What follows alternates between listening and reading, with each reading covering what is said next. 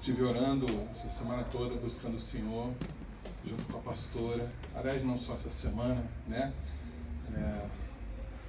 Ao longo desses 2 anos que nós temos estado na liderança, uma experiência nova para nós.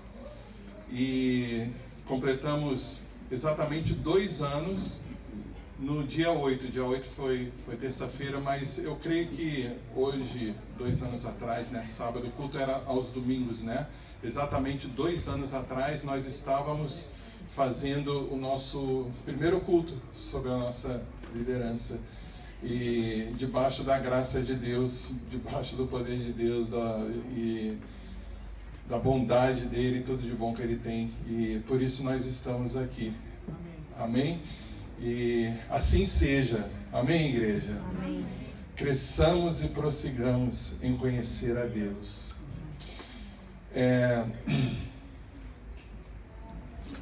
Eu queria conversar um pouco com vocês sobre nós, como comunidade, como nós estamos vivendo, para onde nós estamos caminhando, né?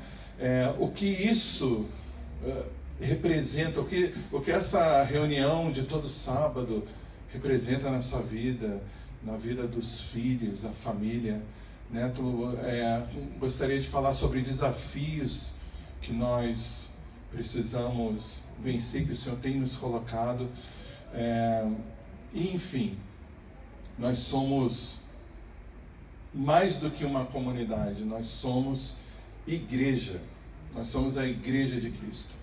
Deixa eu falar rapidamente sobre a igreja, lembrar a todos vocês o que é igreja, qual é a identidade, o que significa isso, né? O que é igreja.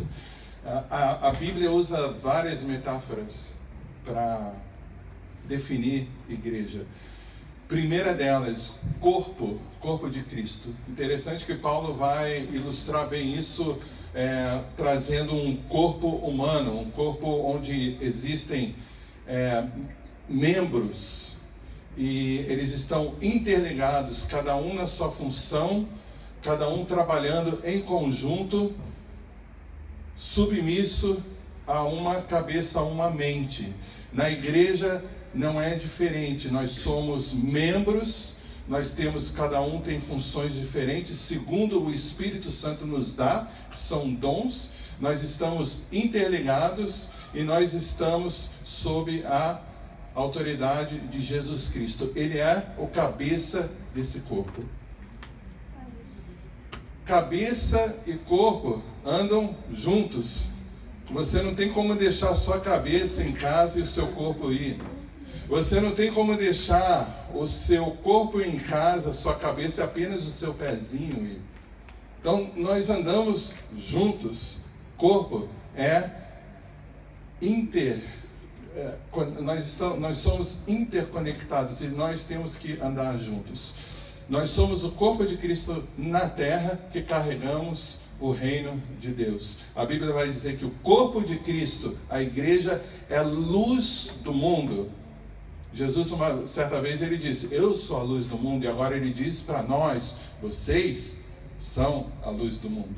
E nós somos sal da terra. Nós trazemos sabor para essa terra.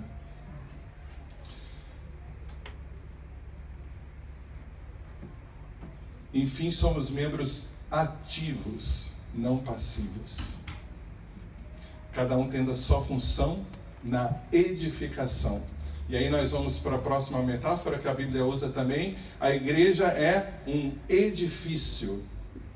Um edifício cujo o construtor, o edificador, o construtor, o fundamento, o alicerce e a pedra angular desse edifício é Jesus Cristo.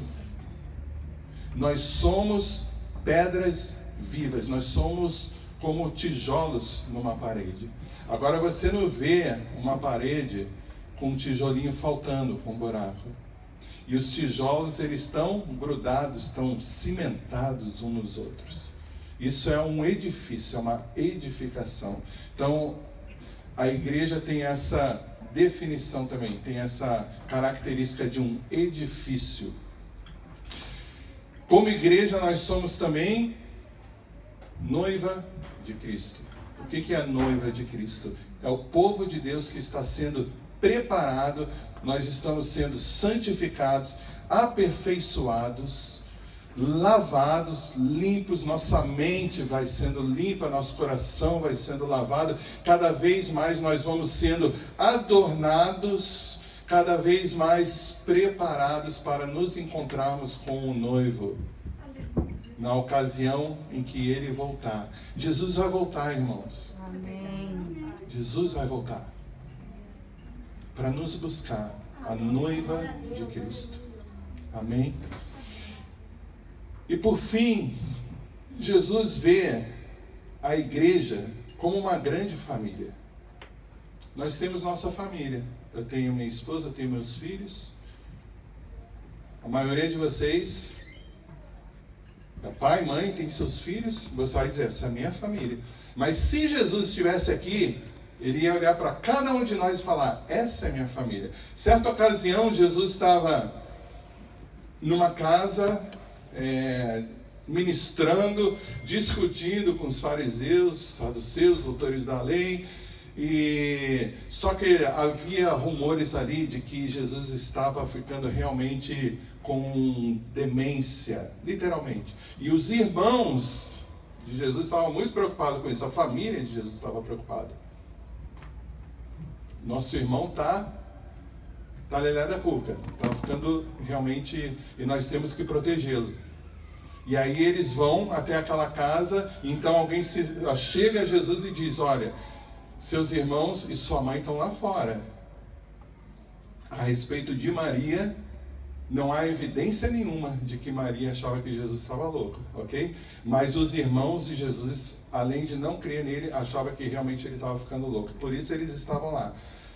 Sua mãe e seus irmãos estão lá fora te aguardando. E Jesus não perde a oportunidade de dizer que, quem é minha mãe e meus irmãos? E então ele olha para os seus discípulos e ele diz, esses são minha mãe e meus irmãos. Porque minha mãe e meus irmãos são todos aqueles que fazem a vontade de Deus. Aleluia. Amém? Então, eu tenho minha família, mas eu posso dizer que vocês são meus irmãos na perspectiva de Jesus, na perspectiva de eternidade. Todos que estão aqui, que fazem a vontade de Deus, é da família de Jesus Cristo, a grande família. Então, tudo isso é definição de igreja. Amém, irmãos? Só a igreja não é você. Você é templo do Espírito Santo. Amém. Mas a igreja não é você. A igreja não é você e sua casa.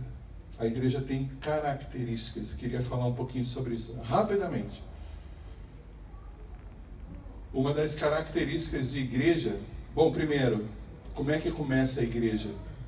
Bem nesse contexto, Jesus vai dizer, onde 2 ou 3, então já não é nem mais um, onde 2 ou 3 estiverem reunidos no meu nome, ali eu estarei.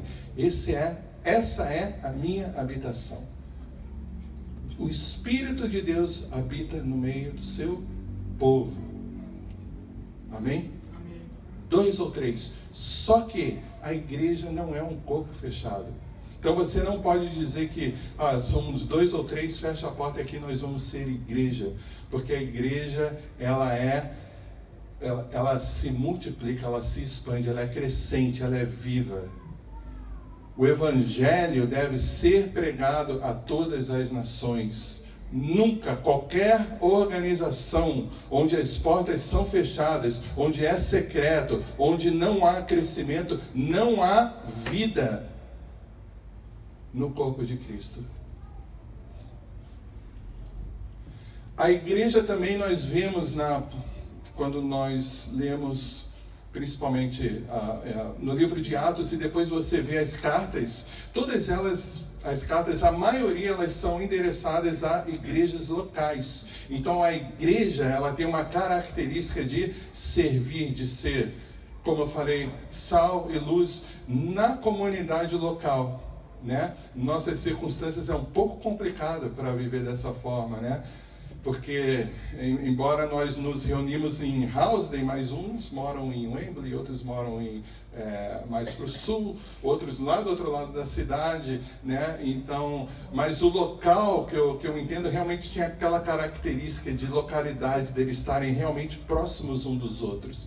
E diz que eles se reuniam todos os dias, então eles tinham um acesso fácil uns aos outros.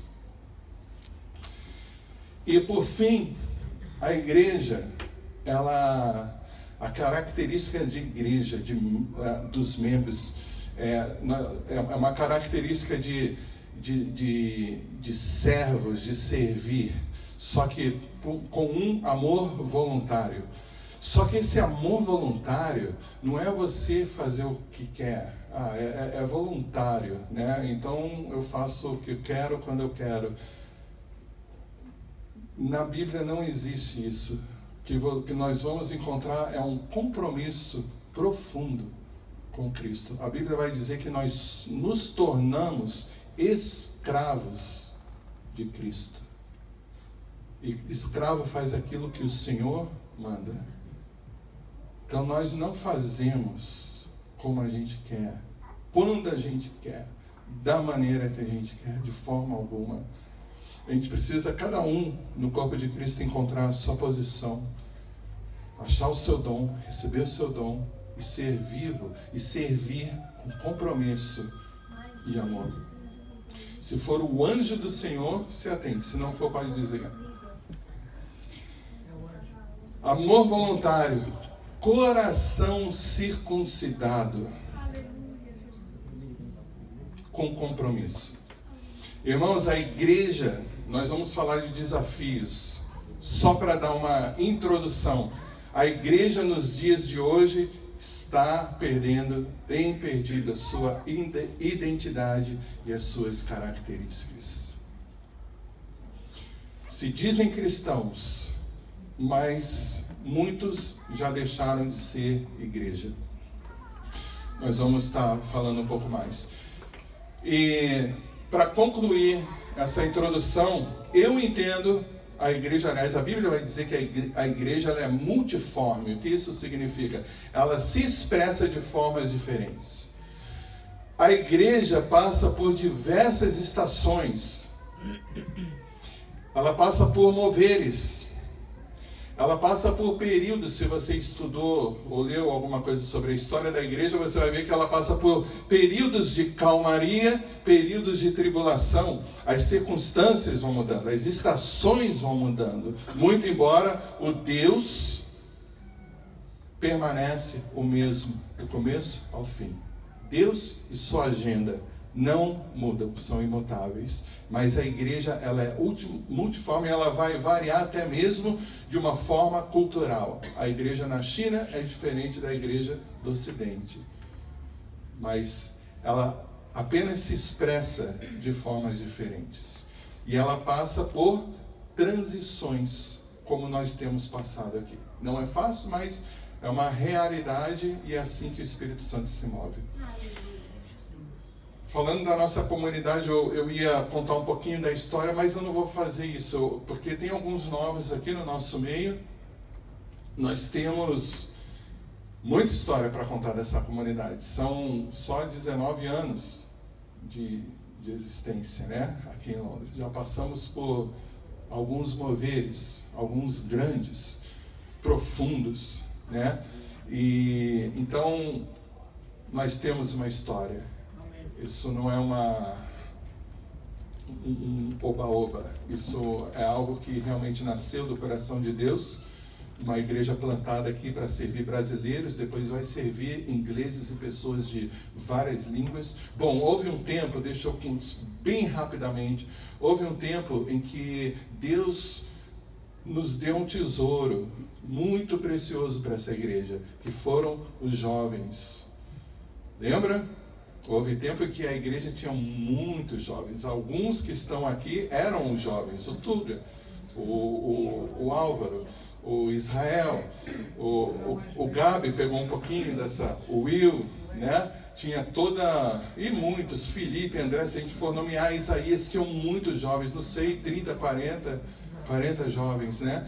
E Deus nos presenteou com jovens cheios de energia, jovens talentosos, a maioria não trabalhava, a maioria era estudante, tinha todo o tempo do mundo e estava lá cheio de disposição.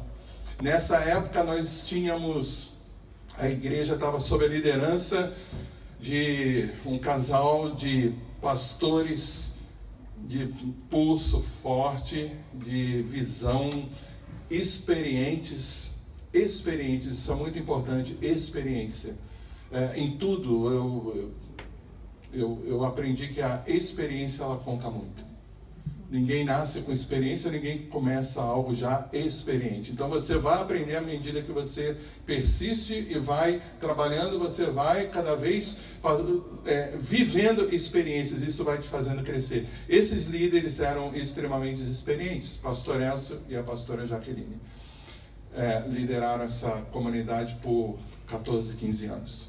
Hoje eles vivem na América, por vontade do Senhor, eu acredito, e eles tinham também toda uma estrutura de liderança, começado o pastor Silas, da mãe Nice, só 50 anos de experiência, né? Ali do lado, né? E líderes fortes, e tinha a mim também, a Patrícia, e alguns de vocês, a pastora Elaine, bastante ativa. Então eles tinham uma estrutura, muitos pilares realmente fortes, uma estrutura forte. E todos aqueles jovens, né? Então, sem muita dificuldade, nós construímos uma casa de oração que se situava na 47 Station Road. Ali nós vivemos tudo aquilo que Andréia, Nayara, outros, a gente se reúne, a gente pode contar com mais detalhes, mas acabou que vieram igrejas, muitas pessoas de outras comunidades, igrejas de fala inglesa, nos reunir conosco, lembra, pastor Silas? E fazer turnos de oração e intercessão. Era um mover muito forte de adoração, intercessão, com uma característica bastante vertical, no sentido de o que era mais importante, o conhecimento de Deus, você se aprofundar na palavra, conhecer Deus, amar Deus, deixar Deus tomar seu coração, encher de amor. E a mensagem era muito precursora, né? No sentido de que se preparem, vamos nos preparar como noiva, para encontrar com o noivo, né? Então foi sem dúvida um movimento muito forte. E depois houveram as transições, nós voltamos para cá, e o pastor Elcio e a pastora Jaque foram para a América, o pastor Silas assumiu, e a igreja voltou a ter essa característica, principalmente brasileiros, né? E hoje nós falamos português. Naquela época era o inglês a primeira língua. A língua oficial da igreja era o inglês, traduzido para o português para alguns brasileiros que não compreendiam o inglês. Hoje nós falamos português. Mas quem somos nós hoje? O que é essa comunidade hoje? Está diante dos nossos olhos. Bom, primeiro, nós somos uma igreja de fala portuguesa, mas nós somos uma igreja de famílias. Pais, filhos para tudo que é lado. Uma renca de filhos e crianças e bebês, e está multiplicando, está vindo mais, né? Quantos estão vindo agora? Acho que 2 ou 3, né? 2? Então, Deus tem nos dado, tem dado, né? Tem dado essa unção de multiplicação. No passado, atenção aqui, olha aqui para mim. O tesouro dessa igreja foram os jovens. Hoje o tesouro dessa igreja são as crianças. São as crianças. São os nossos filhos. Essa geração. É o que Deus tem nos dado. E nós vamos falar então agora de desafios. Essa é a característica da nossa igreja. Então nós precisamos entender isso, tá? Porque se eu falar assim, não, nós vamos construir uma casa de oração aqui agora, nós vamos fazer turnos, 100 horas por semana, né? Talvez vai vir um Gabi aqui, mas, né? Alguns que nem a Mila já baixou a cabeça assim. Mesmo, né, os que não têm filhos agora está num estágio de realmente muito trabalho, né? Enfim, tudo mudou. Então, o nosso desafio central dessa comunidade são as crianças. Deixa eu falar então dos desafios.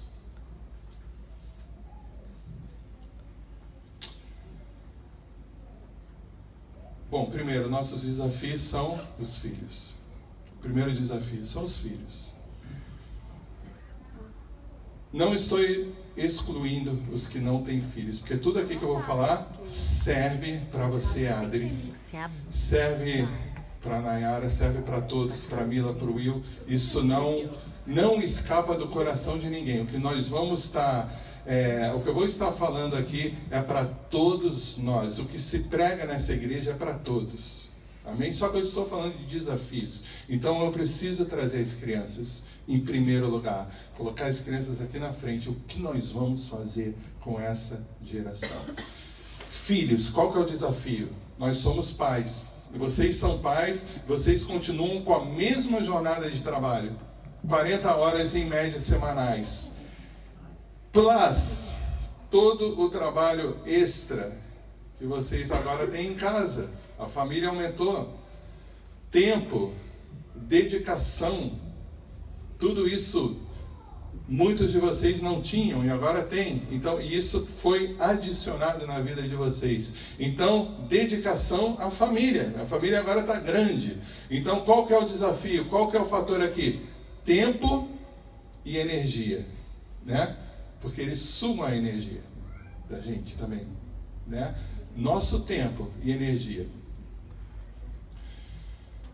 Segundo desafio, preocupação com os nossos filhos, preocupação com eles, preocupação com o futuro dos nossos filhos. Qual pai que não se preocupa com o futuro do filho? Então, talvez preocupação, ou poderia usar uma outra palavra, preparação dos nossos filhos. Amém? Porque realmente quem crê em Deus, confia em Deus, anda com o Senhor, talvez não se preocupa, mas prepara, trabalha e prepara. Nós queremos que nossos filhos amem ao Senhor. Amém. Nós queremos que eles sejam salvos. Se você é como eu, você ora pelo seu filho com força. Senhor, coloque o seu reino dentro do coração deles. Abra os olhos deles. Faça com que eles te amem de todo o coração. Senhor, eu te peço que, à medida que eles cresçam, que eles andem vulneráveis aí no mundo, nas escolas, nas universidades, que eles não pactuem com nada que possa se opor ao seu reino. Isso é um desafio muito grande, que nós temos que pensar. E eu estou falando de resultados a longo prazo, que tem que começar a ser trabalhado hoje. Ontem, é agora o tempo de plantar no coração deles, semear no coração deles. Essa é a hora. Mas nós queremos também que nossos filhos brilhem no mundo. Nós vamos trabalhar na vida acadêmica deles. Nós trabalhamos com eles. Nós queremos que, talvez você, pai e mãe, você não deseja que seu filho seja pastor. Você não deseja que seu filho seja um missionário. Talvez você deseje que seu filho seja um doutor. Talvez um jogador de futebol que vai resolver o problema da sua família toda. Tem de criança hoje querendo ser jogador de futebol e os pais estão lá investindo com força, né? Porque se der certo, dá certo para todo mundo, né? Nós queremos que eles brilhem. Nós queremos que o casamento deles seja bem sucedido. Olha o desafio. Família, hoje, é um desafio. Porque o conceito de família tem se perdido no mundo pós-moderno. Com força. Tem se perdido. Nós queremos que eles tenham um casamento bem sucedido, que eles constituam família e que eles sejam melhor do que nós, vivam melhor do que nós. Por isso nós vamos prepará-los. Que eles estudem mais para ter uma profissão melhor do que você tem. Muitos pais aqui pensam dessa forma, é ou não é? Amém?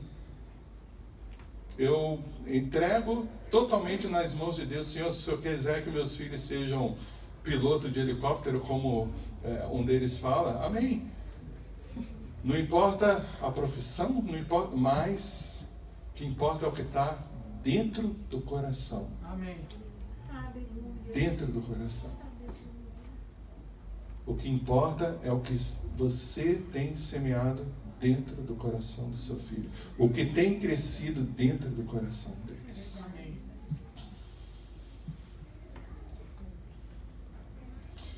E o que isso então tem a ver na vida dos nossos filhos? O que a comunidade, o que a igreja pode contribuir para a vida dos nossos filhos? Qual o valor que a igreja tem na vida de vocês como pais, em primeiro lugar?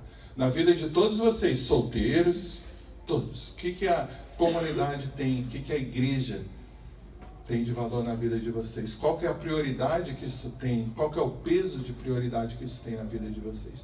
Qual que é o peso de prioridade que isso tem na espiritualidade sua e dos nossos filhos?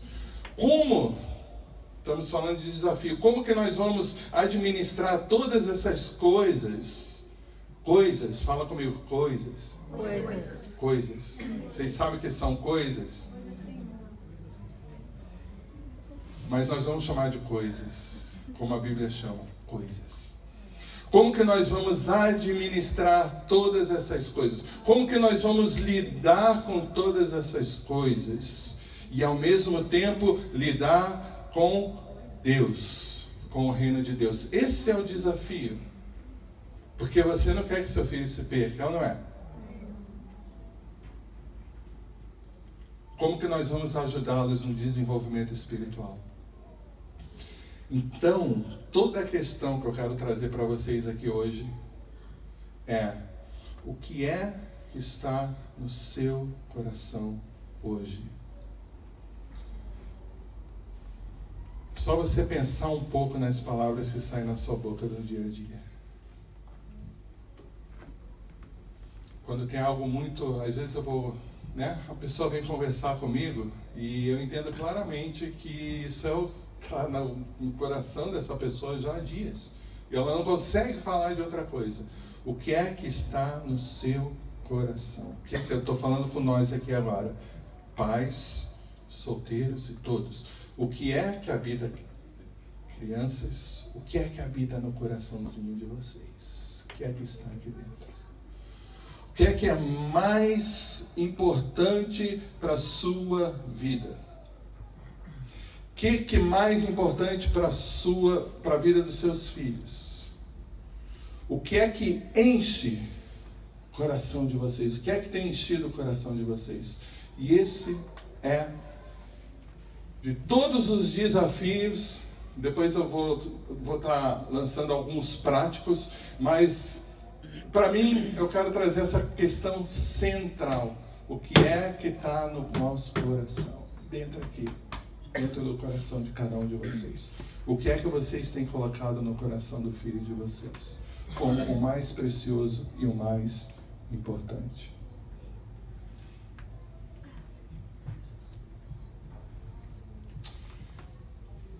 Eu quero ler para vocês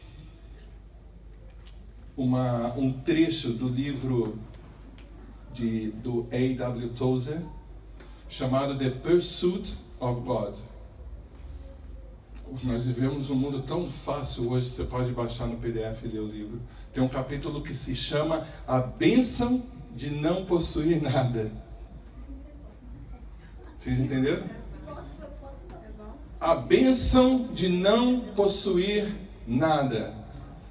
Eu quero ler para vocês um trecho desse capítulo e uma oração final que ele faz no capítulo uma oração que ele faz no final do capítulo.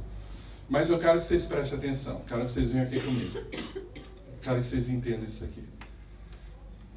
Eu vou dar o meu máximo, mas o Espírito Santo que vai trazer a revelação para cada um de vocês. Deixa eu tomar uma água.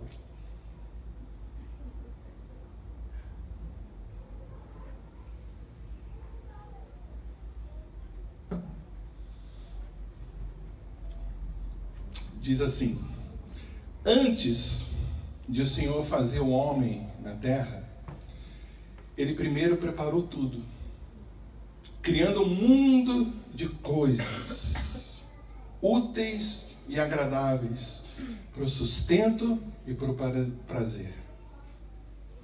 No relato de Gênesis sobre a criação, elas são chamadas simplesmente de coisas,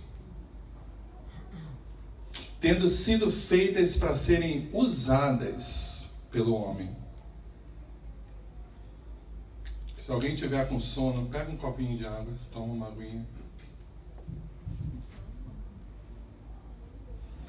Para serem usadas pelo homem.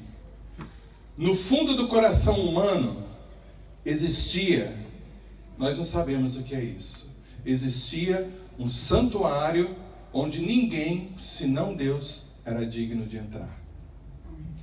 Dentro dele estava Deus. Fora dele, milhares de dádivas que o Senhor derramara sobre o homem. Mas o pecado introduziu complicações e tornou esses dons de Deus uma provável fonte de ruína para a alma vivente. Deixa eu abrir um parênteses meu aqui. Deus fez o homem, Deus fez a alma do homem, mas ele só se torna alma vivente quando Deus sopra do seu espírito dentro, nas narinas de Adão, nas narinas do homem. E ele passa a ser alma vivente, ele passa a ser alma ligada ao Espírito de Deus. Essas coisas vieram arruinar a vida da alma, a alma do homem. Estão entendendo? Amém. Nossos lamentos começaram quando Deus foi obrigado a sair do santuário central. E as coisas tiveram permissão de entrar. Dentro do coração humano, as coisas tomaram poder. Ninguém aqui escapa dessa verdade. Dentro do coração de cada um aqui, as coisas que estavam do lado de fora tomaram poder, se apossaram. Os homens, por natureza, não têm paz em seus corações, pois Deus não é mais coroado neles. Essa é uma análise acurada do nosso verdadeiro problema espiritual. Há em nosso coração humano, irmãos, uma raiz fibrosa e forte da vida decaída, cuja natureza é possuir. Possuir. Possuir sempre. Ela cobiça. O último dos mandamentos é não cobiçais. Paulo vai dizer que esse é o pecado central. Ela cobiça as coisas com uma paixão profunda e ardente. Os pronomes meu e mim parecem bastante inocentes quando impressos, mas seu uso constante e universal é significativo. Eles expressam a verdadeira natureza do velho homem adâmico.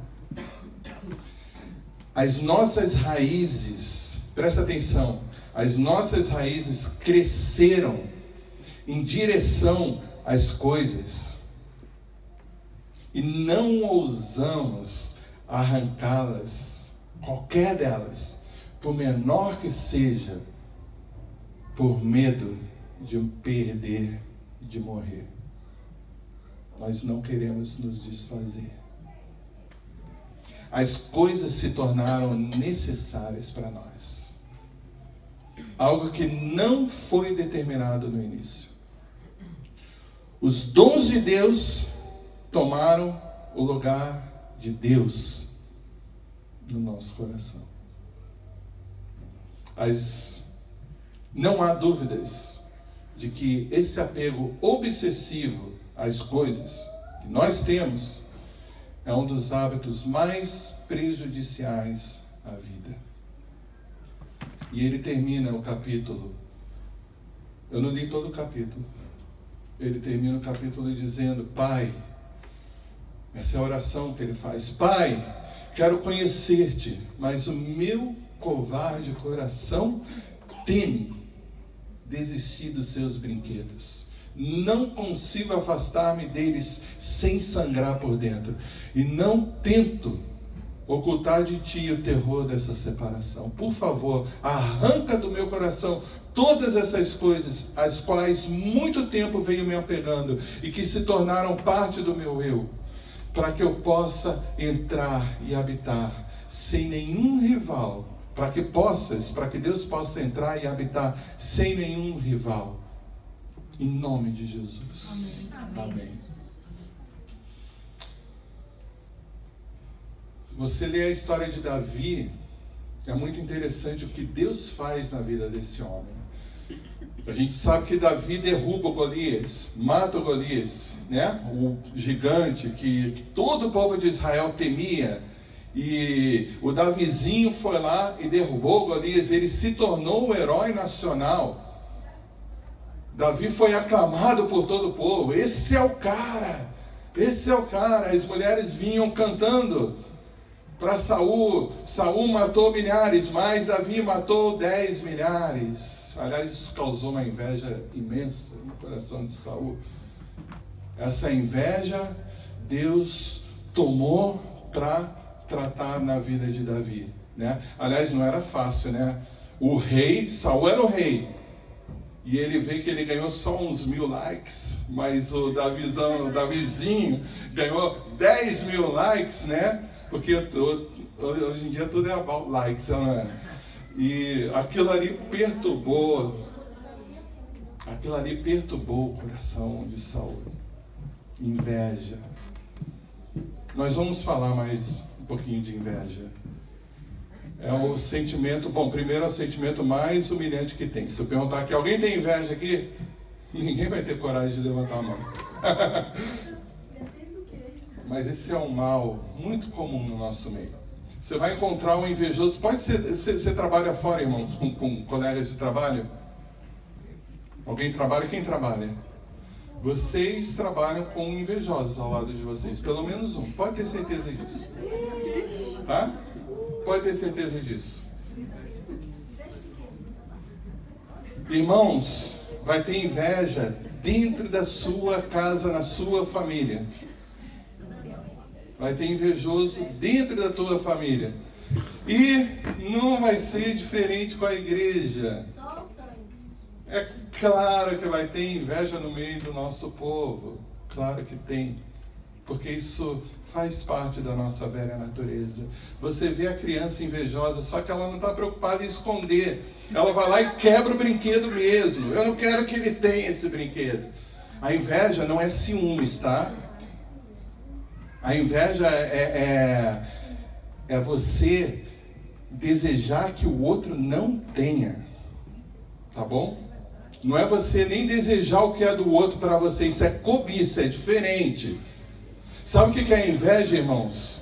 A inveja é o sucesso do outro, o jardim do outro incomodar você. Olha o que é a inveja. A inveja, ela causa sintoma físico. Tá? Eu estou falando porque eu já passei por isso. Eu sou pastor, eu preciso dizer aqui, né? Eu sei o que é. Então, quando você ouve a boa notícia de alguém, te dá um mal-estar aqui dentro. Você não consegue celebrar, você não consegue se alegrar. Na verdade, você... Entende? Às vezes a pessoa não tem nada a ver com você. Ela está totalmente numa outra área, mas aquilo te incomodou. E a inveja, o invejoso, ele está do seu lado. Você não vai invejar o presidente lá que você nem conhece. É com alguém que você convive, que você tem contato, entende? Ela é terrível. Irmãos, isso entrou no coração de Saul. Isso levou ele ao suicídio. Você está lá feliz, lá com seus 1000 likes, uau, e você está indo, crescendo, até que você olha para o jardim do seu vizinho e você se frustra com tudo que você tem. Tem um episódio do Mr. Bean que vai... Alguém já viu? Né? Um tem um jardim, e aí o jardim do vizinho, né? O cara sai com né? Ali está toda a explicação de... O Mr. Bean, ele arruína toda a sua vida com a inveja. E é o que Saul faz. Quem conhece o final da história de Saul? Ele se mata. Ele se lança sobre a sua própria espada. A inveja, ela te mata. Não adianta nada essa inveja. O outro vai continuar prosperando cada vez mais e mais. O jardim vai ser cada vez mais bonito. Mas eu quero dizer uma coisa para vocês. Não queria me estender com isso, mas acho que é coisa do Espírito Santo. Deus quer falar com alguns de vocês aqui. E eu quero falar para vocês. Irmão e irmã, seu jardim é bonito. Ele é lindo. O jardim do seu vizinho não é melhor do que o seu. Você é único. Seja feliz com o que você tem e você prosperará. Não olhe para o jardim do seu vizinho, porque você vai morrer. Você vai ser improdutivo. Você não vai crescer. Eu estou falando isso agora como um amigo. Como um amigo. Vai buscar a sua identidade em Deus. Você se livra da inveja. É muito difícil. É muito difícil arrancar isso de você. Saul não conseguiu. Mas é possível. Vai buscar a sua identidade em Deus. Por menorzinho que você seja, você consegue ser feliz e próspero. Amém. Com o que você é e com o que Deus tem te dado. Amém? Amém.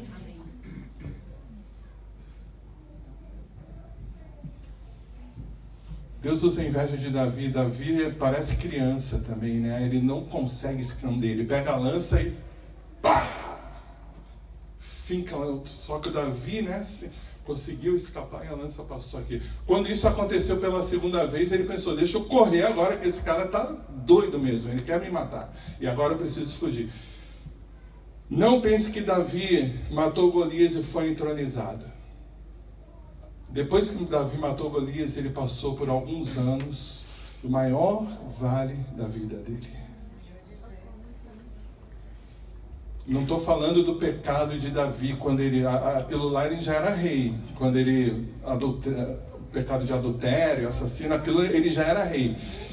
O maior vale da vida de Davi é entre a morte de Golias, quando ele mata Golias, até ele ser entronizado. Deus leva ele para um lugar onde ele nunca esteve. Você vai ler o Salmo 142. Para conhecer o coração de Davi no mais profundo do vale dele. Salmo 57, Salmos, tem mais um, 52, 51, 51 eu acho que foi do adultério, Manícia, se eu não me engano. Do adultério, 51. Eu acho que o 52, se eu não me engano, e tem o 35, agora eu não lembro. Mas tem vários salmos quando Davi está nesse vale. Agora olha aqui para mim. Davi já estava na posição de general, de comandante do exército de Saul. Davi perde aqui, trocando bem por miúdos, porque o meu tempo já esgotou. Davi perde, em primeiro lugar, por causa da inveja de Saul, ele perde sua posição, ele perde o seu trabalho, ele perde o emprego. Aí ele corre para a mulher, para Mical, que era a própria filha de Saul. Mical manda Saul correr, despede o homem, ele perde a mulher. Davi perdeu o emprego, perdeu a mulher. Davi corre para Samuel. Samuel foi quem ungiu ele, né? O profeta. Agora eu vou correr para o profeta. Ele vai lá para a casa dos profetas. Saul fica sabendo que ele estava lá, e aí ele envia mensageiros, depois vai ele mesmo para tentar pegar Davi, porque ele queria matar Davi a todo custo. Davi tem que fugir, debandar do profeta também. Davi tinha feito um amigo, um grande amigo. Qualquer dia eu queria trazer uma mensagem só para falar de amizade. Como nós somos pobres porque nós não temos amigos. Porque amigo, hoje, nessa geração, não é importante. Aliás, essa geração está com um problema seríssimo de relacionamento. Não sabe ser amigo. Mas uma inveja muito santa, né? Eu invejo a amizade de Davi e Jonatas. Dizia que Jonatas era amigo da alma. Ele vai desejar para Davi aquilo que ele deseja para ele de todo o coração. E muitas coisas ele vai fazer para Davi que tem que ser observada, que se a gente tivesse um amigo que fizesse isso por nós, nós seríamos muito mais ricos e felizes. Mas, quando ele se encontra, ele recorre, aí nesse período Davi recorre, então ele não tem quase mais ninguém, ele já não tinha mais também a família que tinha abandonado ele. Aliás, os pais nunca, Davi sempre foi o Davizinho, né? Porque sempre foi rejeitado, os irmãos morriam de inveja por causa de Davi também. Então ele já não tinha mais a família. Davi estava sozinho, só que ele se lembrou, não, tem o Jonatas, e ele grita, Jonatas, meu amigo, você agora é o que me resta. E aí eles conversam, mas ele diz para Jonatas, seu pai quer mesmo me matar? E Jonatas disse, meu pai quer te matar, ele quer te pegar. E Davi diz, a morte está a 1 metro de mim. E esse é uma parte da história de Davi realmente muito triste, muito pesada, porque eles eram amigos de verdade. E Jonatas tem que despedir Davi. Ele fala, irmão, vai, segue seu caminho, porque a morte está lado a lado, né? E Davi perde a amizade de Jonatas. Um vai para um lado, outro vai para o outro. E Davi faz algumas bobagens mais, se finge de louco, ele vai tentar se refugiar no território inimigo, quem sabe ali, né, o povo de Israel não vai atrás dele, mas lá ele é reconhecido, e pela misericórdia de Deus ele vai, ele foge, sua última fuga, e ele entra na caverna de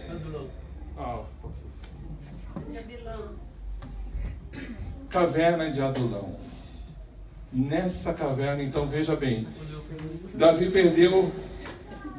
perdeu sua profissão, seu trabalho, perdeu sua mulher, perdeu sua família, perdeu seu amigo, perdeu tudo, estava morando numa caverna fria, sem nada e sem ninguém, solitário, no mais profundo do poço que um ser humano pode chegar.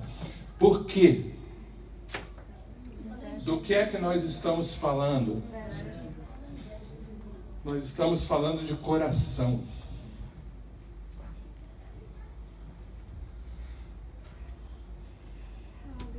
Deus precisava daquele coração. Davi não podia se apoiar nos amigos. Davi não podia se apoiar na família. Davi não podia se apoiar em quem ele era, no que ele tinha feito, e nem mesmo no amigo. Davi precisava, para fazer o que ele vai ser depois, ele se torna o maior rei de Israel. Ele precisava conhecer a Deus, se apoiar em Deus, confiar em Deus, somente em Deus. Davi precisava de Deus no seu coração, e Deus conhecia o coração de Davi, e ele sabia que todo esse trabalho, todos os propósitos, os desígnios de Deus a respeito de Davi seriam cumpridos, porque ele conhecia o coração de Davi.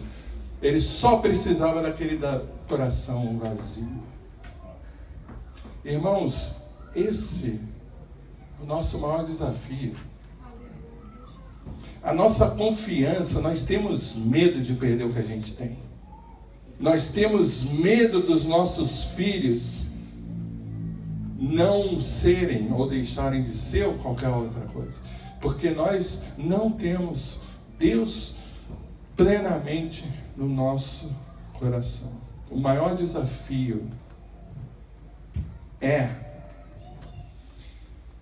Eu não estou desprezando as coisas, mas eu estou tentando a minha vida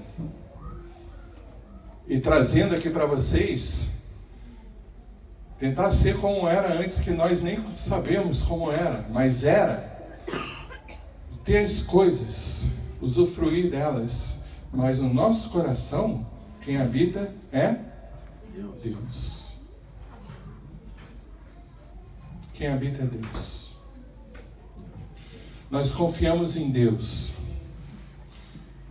Como é difícil você olhar para a sua conta bancária e você não colocar sua confiança nela. Como é difícil você não olhar para as coisas e colocar nelas a sua fonte de prazer. Essa é a mensagem. O maior desafio para nós. O que é que habita no seu coração? E nós estamos falando de crianças, dos nossos filhos. O que é que você tem colocado no coração dos seus filhos? Qual a semente que vocês têm plantado no coração do filho de vocês? O que é que você quer para a vida dos seus filhos seja mais importante? Quais são as coisas que você tem colocado no coração dos seus filhos que podem trazer ruína para a alma deles? O que é que nós estamos fazendo com a vida dos nossos filhos? Quem sabe a gente não deixa Deus trabalhar na vida deles. A gente ora. A respeito das coisas, a gente administra do lado de fora. Esse é o nosso maior desafio. Esse é o meu maior desafio como pai. Esse é o meu maior desafio como pastor, e é o maior desafio de todos vocês. Como que você vai administrar? Se Deus tirasse tudo de vocês, tudo seu trabalho, Adri, seu marido, seus amigos, te colocasse lá na caverna de Afeganistão, sozinho, só você e Deus. Essa é a maior bênção da nossa vida. Acabou, filho. Voltando para a nossa comunidade. O tempo encerrou. Nós buscamos espiritualidade. Não edifique sua vida em cima da sua família. Não construa sua vida em cima do seu trabalho. Deixa que a sua família, o seu trabalho e todas as outras coisas sejam edificadas na sua espiritualidade, em Deus, na rocha, em Jesus, no reino de Deus, nos princípios do reino de Deus. Todas as outras coisas, sejam elas submissas a esse fundamento. Irmãos, eu gostaria de orar. Deixa eu falar mais uma coisa a respeito dessa comunidade. Nós vamos olhar com muito cuidado, com muita profundeza, como que Deus dê graça. Nós estamos atrás de um material, muitas outras coisas, só que antes de todas essas outras coisas acontecerem, nós vamos mudar daqui. Amém. Nós vamos sair daqui. Nós já deveríamos ter saído. Nós vamos sair daqui. Alan tá me ajudando já. Existem, orem com a gente. Orem. Ore, povo. Existem muitas igrejas aqui, templos, catedraizinhas, a igreja mesmo, que estão vazias no sábado. Ninguém congrega sábado, né? Não tem igreja adventista aqui, né? A maioria e elas estão vazias. O pessoal congrega no domingo e nós queremos o sábado. Então o que está no meu coração, no nosso coração, é nós alugarmos o sábado, não só as 3 horinhas, o sábado todo. Se a gente quiser fazer um evento durante o dia, fazer alguma coisa com as crianças, fazer ensaio, fazer teatro, fazer almoço, café da manhã, o sábado nós precisamos só de um dia. Nós não precisamos de um templo só nosso, porque nós não vamos usar de segunda a sexta. Vocês não vão sair da casa de vocês. Então, pelo menos nesse estágio. Então, orem, nós precisamos sair daqui. Nós vamos sair daqui no nome de Jesus. e nós vamos nos dedicar uns aos outros. Nós vamos crescer, nada vai faltar, irmãos. Nós seremos abençoados com todas as bênçãos e riquezas que Deus tem para nós e para os nossos filhos. A respeito dos nossos filhos, todas as preocupações serão varridas, entregues, e Deus está no controle de todas elas. Amém? Vamos ser uma igreja de verdade, não vamos brincar de igreja. Não vamos brincar com as coisas de Deus. Igreja é a herança de Jesus, é o que tem de mais precioso na terra. Quando Deus olha para a terra, a igreja é o ouro, é o que brilha. Amém? Curva a sua cabeça. Ora comigo. Vamos aproveitar aqui que nós estamos em comunidade. Nós estamos aqui reunidos no nome de Jesus. Vamos trazer esse nosso clamor por um lugar para nós.